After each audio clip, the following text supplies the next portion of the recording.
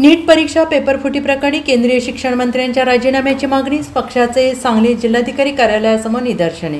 देशातील नीटसह इतर विविध स्पर्धा परीक्षांमधील पेपरफुटीच्या घटनांमुळे विद्यार्थ्यांचे अतोनात नुकसान झाले आणि याची नैतिक जबाबदारी स्वीकारून केंद्रीय शिक्षण मंत्री धर्मेंद्र प्रधान यांना तात्काळ निलंबित करण्यात यावे या प्रमुख मागणीसाठी Republican party of India Athawale गट सांगली जिल्ह्याच्या वतीने सांगली जिल्हाधिकारी कार्यालयासमोर निदर्शने करण्यात आली। या निदर्शनानंतर रिपब्लिकन पार्टी ऑफ इंडिया यांच्या पदाधिकाऱ्यांनी सांगली जिल्हाधिकाऱ्यांमार्फत माननीय पंतप्रधान नरेंद्र मोदी यांना निवेदन सादर केले।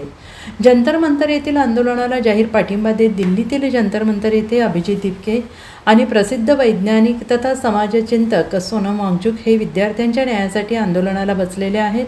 सोनम वांगचुक यांनी सुरू केलेल्या आमरण उपोषणाला आणि सनदशीर मार्गाने चाललेल्या या लोकशाही आंदोलनाला RPI सांगली जिल्हा शाखेच्या वतीनं संपूर्ण जाहीर पाठिंबा व्यक्त करण्यात आलेला आहे। यावेळी पक्षाचे कार्यकर्ते आणि प्रतिनिधी मोठ्या संख्येनं उपस्थित होते। देशभरामध्ये नीट पेपरफुटी घोटाळ्याचं प्रकरण गाजत आहे।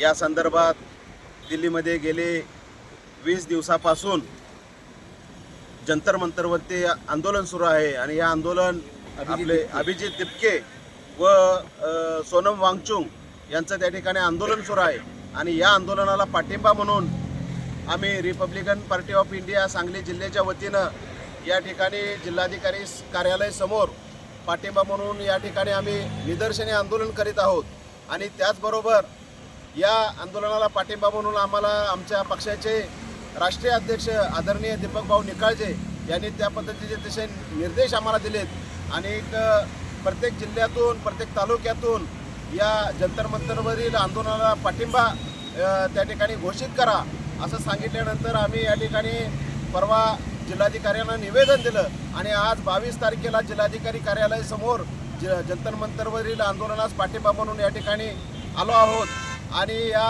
निदर्शना आंदोलनाबरोबर या ठिकाणी आम्ही आमच्या प्रमुख मागण्या या ठिकाणी जिल्हाधिकाऱ्यांमार्फत नरेंद्र मोदी साहेबांच्याकडे आम्ही निवेदनाच्या माध्यमातून पाठवलेले आहेत। याच्यामध्ये आमची प्रमुख मागणी आहे की या नीट पेपरफुटी घोटाळ्याला जबाबदार असलेले केंद्रीय शिक्षण मंत्री जे धर्मेंद्र प्रधान आहेत त्यांनी तात्काळ राजीनामा देणं गरजेचं होतं, परंतु त्यांनी राजीनामा दिला नाही। त्यामुळं देशभरामध्ये महाराष्ट्रामध्ये जनप्रक्षोभ उसळला आहे आणि याचे विपरीत परिणाम भविष्यामध्ये होऊ शकतात। प्रधानमंत्र्यांनी सुद्धा या गोष्टीचं गांभीर्य ओळखून त्यांचा राजीनामा तात्काळ घेणं गरजेचं होतं, परंतु तसं न करता प्रधानमंत्र्यांनी तोंडावर बोट ठेवलेलं आहे। त्यामुळं लोकांच्या भावना अतिशय तीव्र झालेल्या आहेत आणि याचे परिणाम महाराष्ट्रासह देशभरात उमटू लागलेले आहेत। आज दिल्लीमध्ये सुद्धा अतिशय मोठ्या प्रमाणात जनसागर उसळला आहे आणि त्या ठिकाणी अनेक पक्षाचे नेते मंडळी, सामाजिक संघटनांचे पदाधिकारी, पक्षाचे नेते त्या ठिकाणी जाऊन त्या आंदोलनाला पाठिंबा देत आहेत। आमचं या ठिकाणी जिल्हाधिकाऱ्यांच्या मार्फत मोदी सरकारला आणि महाराष्ट्र सरकारला आमचं इशारावादा निवेदन आहे की त्यांनी तात्काळ केंद्रीय शिक्षण मंत्री यांचा तात्काळ त्या ठिकाणी धर्मेंद्र प्रधान यांचा राजीनामा घ्यावा। ज्या विद्यार्थ्यांनी या परीक्षेसंदर्भात जे काही आत्महत्या केली ते 21 विद्यार्थी आहेत त्या विद्यार्थ्यांच्या कुटुंबियांना तात्काळ केंद्र सरकारने राज्य सरकारने तात्काळ मदत त्या ठिकाणी घोषित करावी।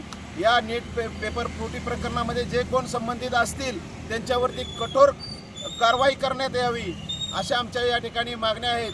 भविष्य काळामध्ये असे प्रकार होऊ नयेत याच्यासाठी कडक कायदा त्या ठिकाणी तयार करावा अशी आमची मागणी आहे। याबाबत तात्काळ केंद्र सरकारने आणि राज्य सरकारने पावले उचलली नाहीत तर आम्ही इथून पुढचं आंदोलन तीव्र स्वरूपाचं करू।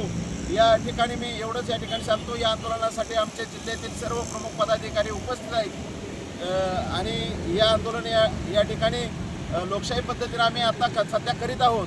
जर याची दखल घेतली नाही तर भविष्यात आम्ही तीव्र स्वरूपाचं आंदोलन करू आणि याच्यामध्ये जो काही अनुचित प्रकार घडेल त्याला सर्वस्वी जबाबदार हे महाराष्ट्र सरकार आणि केंद्र सरकार राहील एवढंच या ठिकाणी सांगतो आणि थांबतो। जय Bhim. Bureau report SBN Marathi Sangli.